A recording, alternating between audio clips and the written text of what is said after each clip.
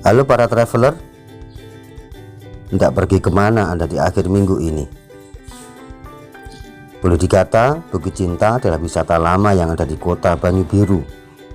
Tempat ini ada sebelum kolam renang muncul, Langan Tirto, bahkan Sepakung ada. Berada di lokasi 2 hektar dan didominasi pohon pinus yang tinggi menjulang, Bukit Cinta seakan menjadi magnet bagi para wisatawan. Saya memiliki seorang paman yang tinggal di wilayah ini. Beliau bercerita bahwa Bukit Cinta pada zaman Belanda adalah bukit tempat mengawasi pertumbuhan enceng gondok di Rawapening. Lalu pada tahun 1975 tempat ini dibuka untuk umum sebagai tempat wisata. Kondisi Bukit Cinta sekarang lebih baik dari beberapa tahun yang lalu. Banyak fasilitas penunjang yang mendapatkan perhatian khusus dari pemerintah. Pintu masuk yang awalnya terbuka sekarang sudah ada gapura melengkung bertuliskan wisata Bukit Cinta. Lahan parkir sangat luas, muat ratusan kendaraan. Sebelumnya lahan parkir ini hanya berupa tanah liat yang sangat becek bila turun hujan. Tiket masuk sebesar 7.500 per orang. Pengunjung bebas mau langsung ke pinggir rawa menikmati keindahan Rawapening dan naik perahu atau langsung ke atas bukit.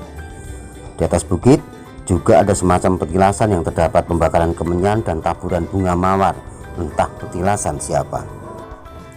Di pinggir rawa pengunjung bisa melihat aktivitas warga sekitar yang memancing ikan dan berjibaku melawan rimbunnya enceng gondok.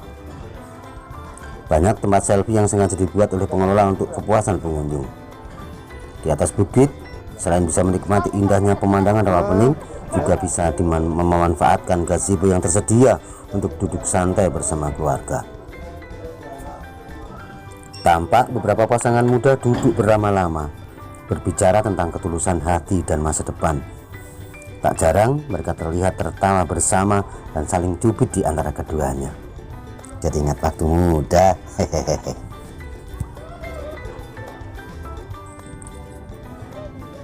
Ada juga mitos yang berlaku di kalangan penduduk setempat. Bagi siapa yang berpacaran pasti putus.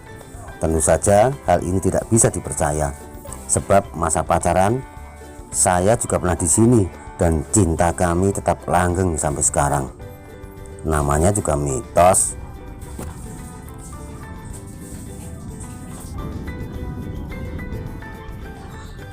Sepanjang Bukit Cinta sekarang sudah dibikin jembatan memanjang yang terbentang dari utara sampai ke selatan dan banyak dijadikan oleh pengunjung untuk mengabadikan momen. Di Rawapening ini juga ada spot gembok cinta yang isinya berbagai macam jenis gembok. Gemboknya dipasang oleh para pasangan yang mengikat janji dan kuncinya dilempar ke tengah rawa. Dermaga kecil yang menjorok ke arah rawa menjadi pembuka bagi para pengunjung untuk menyewa perahu berkeliling rawa. Satu perahu dipatok dengan harga 75.000 sekali jalan. Penumpang mau 1 atau 2 bayarannya tetap sama. Rawapening adalah danau alam yang ceritanya sudah sangat melegenda. Cerita tentang legenda ini sudah tersebar di banyak orang dan tertulis di berbagai buku, baik dalam buku cerita maupun komik bergambar. Alkisah pada zaman dahulu hiduplah seorang resi yang memiliki seorang nyai pelayan. Waktu hendak pergi, sang resi berpesan kepada nyai agar tidak memangku gunting yang ia gunakan untuk bekerja. Namun sayang dan kilap memang milik manusia. Saat duduk istirahat dan tertidur, gunting terpangku di paha nyai pembantu. Lalu terjadilah keajaiban. Saat bangun tidur, ular naga pada gunting telah hilang. Dan beberapa waktu kemudian si nyai tertampak tanda-tanda ngidam. 9 bulan 10 hari berlalu, nyai melahirkan seorang bayi yang berwujud ular. Tak banyak yang tahu tentang hal ini sampai anak si nyai berusia remaja dan bertanya, "Siapakah ayahku? Dan ia berada di mana?"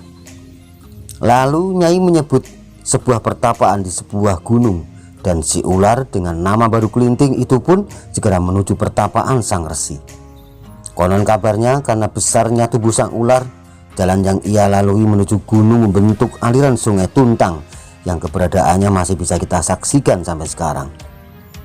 Beberapa saat kemudian setelah menempuh perjalanan yang panjang dan bersusah payah, sampailah si ular sambil menyerahkan cincin titipan ibunya. Sang resi bisa menerima Baru Kelinting sebagai anaknya dengan syarat ia harus bertapa melingkari Gunung Telomoyo dengan mulut terbuka. Tidak boleh memakan apapun kecuali tanpa sengaja ada makhluk hidup yang masuk ke mulutnya, semisal binatang tersesat. Dengan kepatuhan yang sempurna, berangkatlah Baru Kelinting menunaikan perintah sang resi. Tubuhnya yang besar dan panjang ia lingkarkan di Gunung Telomoyo. Kebetulan di bawah gunung ada sebuah desa yang akan mengadakan selamatan, maka penduduk desa beramai-ramai merambah gunung untuk mencari kayu bakar. Tak sengaja saat istirahat, salah seorang penduduk membacok-bacok sesuatu yang mirip dengan batang kayu. Lalu darah memancar dari setiap penjuru. Ratusan warga berpesta pora menikmati hidangan daging ular sang pertapa. Di kemeriahan acara terlihat seorang anak kecil yang gundul, dekil dan berpenyakit kulit. Konon bocah ini adalah penjelmaan arwah Baru Kelinting. Orang-orang menyingkir, anak-anak kecil mengoloknya. Ia hanya meminta sepiring makanan dan tidak seorang pun menggubrisnya. Lalu seorang nenek renta mengulurkan tangan memberinya makan dan minum. Ia diperlakukan sebagaimana cucunya sendiri. Sebelum pergi, si bocah berpesan, "Nek, nanti kalau ada air datang, nenek naik lesung," sambil menunjuk lesung yang ada di pojok rumah. Lalu si bocah keluar dan membuat sayembara bagi siapapun yang bisa mencabut lidi yang ia tancapkan di tanah, maka akan diberikan hadiah dan ia akan menyingkir selamanya dari desa itu. Orang-orang tertawa mengejek. Seorang anak kecil mencoba menarik tapi tak mampu. Seorang remaja mencoba menarik tapi juga tak mampu. Sampai seluruh orang terkuat di desa itu bersama-sama mencabut lidi itu pun kokoh terpaku di dalam tanah. Sampai akhirnya hanya dengan 2 jari si bocah yang penuh kudis itu, lidi tercabut. Lalu keluarlah air dari dalam tanah yang makin lama makin membesar, tak terkendali dan menenggelamkan desa itu bersama seluruh warganya. Dan siapakah yang selamat? Tentu saja hanya sang nenek bersama si kucing kesayangannya yang berwarna coklat. Ya, cerita legenda ini masih melekat betul dalam benak saya. Dulu saya mendengarnya dari almarhum ibu waktu saya masih berusia SD. Beliau selalu bercerita, mengulang cerita rakyat ini bila saya malam hari susah tidur. Terkadang cerita belum selesai, saya sudah pulas. Terkadang cerita sudah selesai, saya masih melek dan menimpali cerita ibu dengan komentar sesuai yang saya ingat.